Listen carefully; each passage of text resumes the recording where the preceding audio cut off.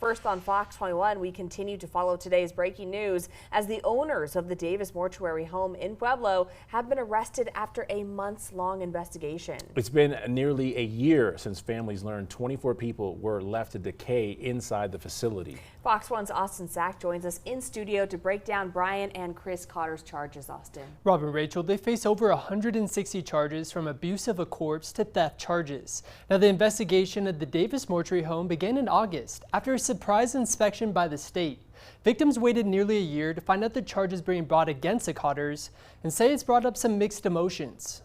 It's a mix of emotions. It's a very bittersweet day. I'm very glad that they were arrested. Nicole Ryder used the Davis Mortuary after her father passed in 2011.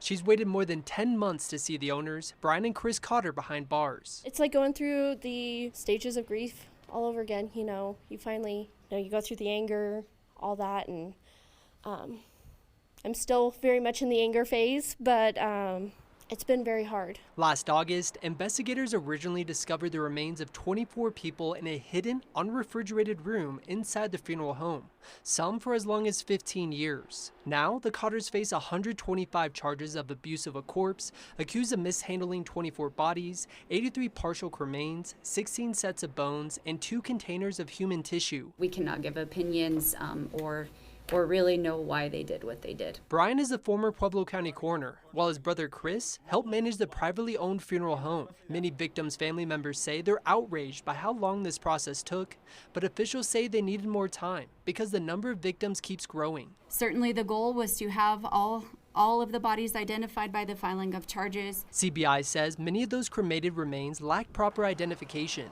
while others were stored in conditions that grossly violated professional and ethical standards. 2 identities of folks that we have recently obtained their identities, and they were of human tissues that were not part of unidentified bodies, intact bodies, and those were in buckets. The Cotters also face 9 counts of forgery and nearly 30 counts of theft, which CBI says is tied to pre-need contracts families purchased before their loved ones died. I will have dedicated teams of victim assistants within my office working with victim families in the case, and they will be in direct communication with them. There are others who were identified in the investigation as theft victims, and they will receive restitution paperwork from my office. The 10th Judicial District Attorney says the Cotters could post the $1 million needed to get out on bond.